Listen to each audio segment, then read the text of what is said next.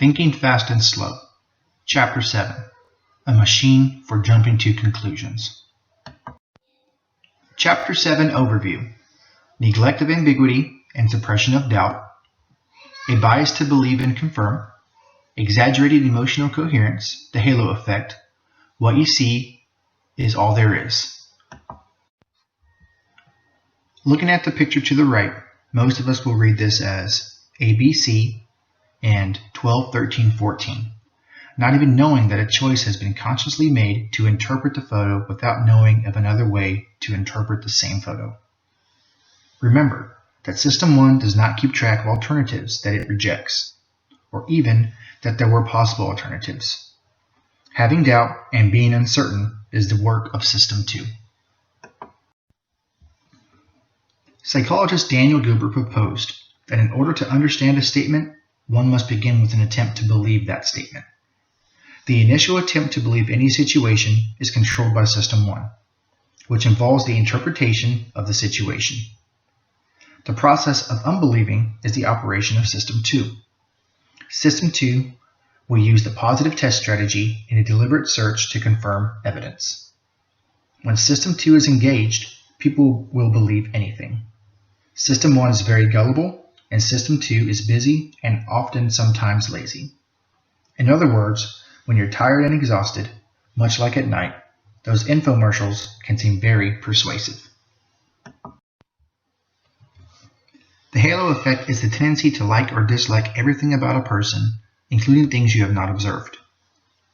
The sequence in which we observe the characteristics of an individual definitely matters, because the halo effect will increase the weight of first impressions, sometimes so much that any information afterwards is wasted. Using independent judgment, which is developing judgment without the bias of others, you could greatly reduce the halo effect by not allowing other individual group members to influence others. An essential design feature of our mind is that it only represents activated ideas. System 1 excels at constructing ideas together that create the best possible story. But System 1 cannot allow for information that it does not have. System 1's success is primarily based on the coherence of the story it manages to create. Information is often scarce, and System 1 will likely jump to conclusions. Jumping to conclusions on the bias of limited information is important to understanding intuitive thinking.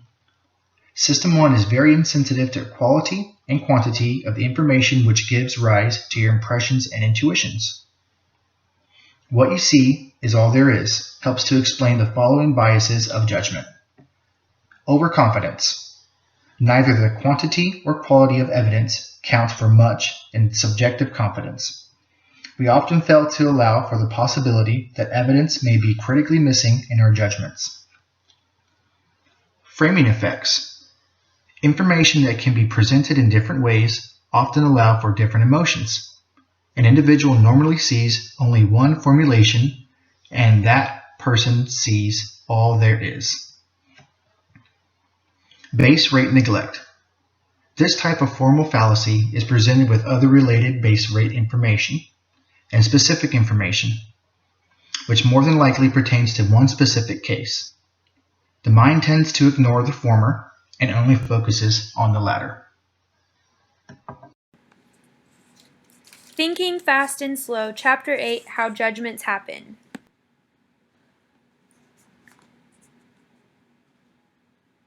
Chapter 8 Overview. How Judgments Happen, Basic Assessment, Sets and Prototypes, Intensity Matching, The Mental Shotgun, Speaking of Judgment.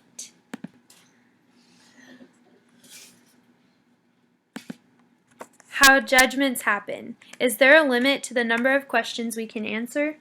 There is no limit. As the author explains, there is no limit to the number of questions we can answer, nor is there a limit of attributes we can evaluate. From the number of capital letters on the page of a book, or comparing the height of your windows versus the house across the street, System 2 addresses these questions. This searches your memory for the answer.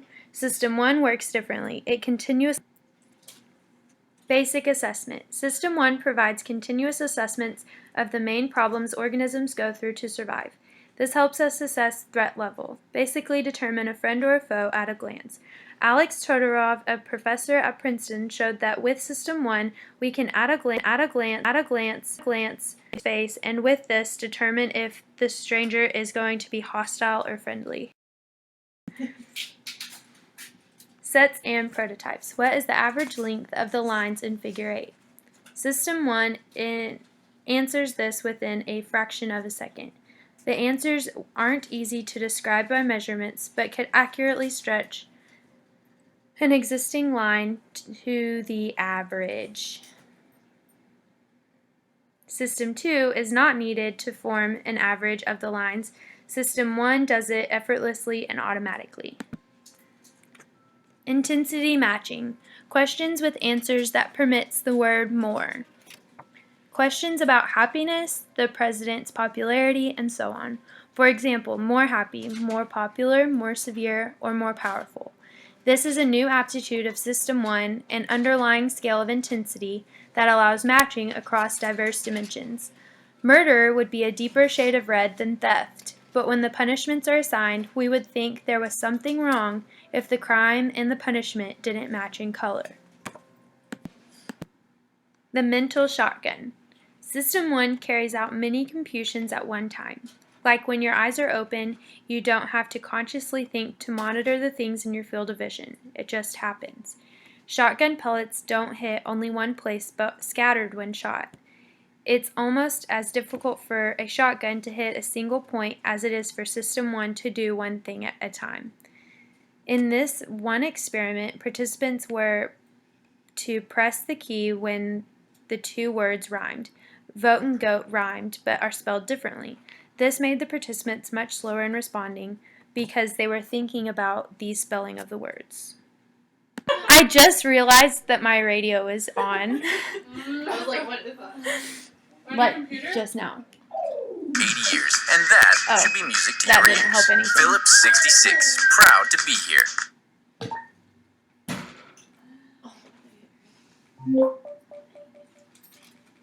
Just make it really quiet. Okay.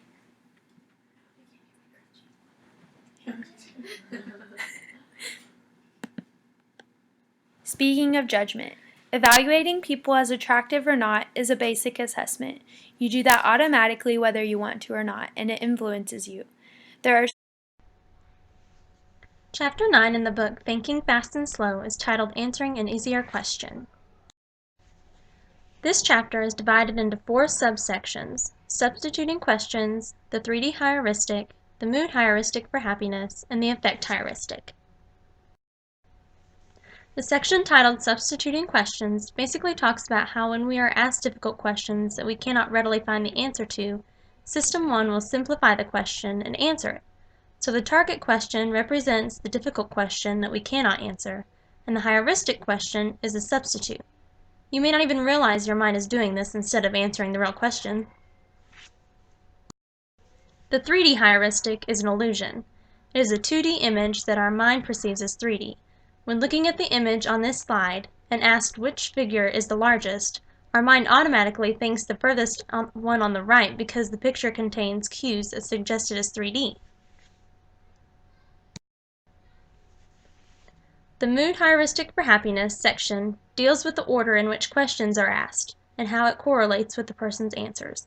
For example, when asked first how happy you are these days, a general answer is given, but when first asked how many dates did you have last month, depending on the answer, it affected the person's answer to the second question of how happy you are these days. So if somebody didn't have as many dates last month, they probably were not as happy. The last section, the affect heuristic, explains how our emotions affect the dominance of conclusions over arguments. Our emotional attitude dictates our beliefs and the benefits and risks involved. For example, if you dislike motorcycles, you most likely believe they have a higher risk than benefit. When it comes to attitudes, System 2 tends to be more of an apologist or endorser for the emotions of System 1. It will search out information and arguments that support the belief System 1 forms.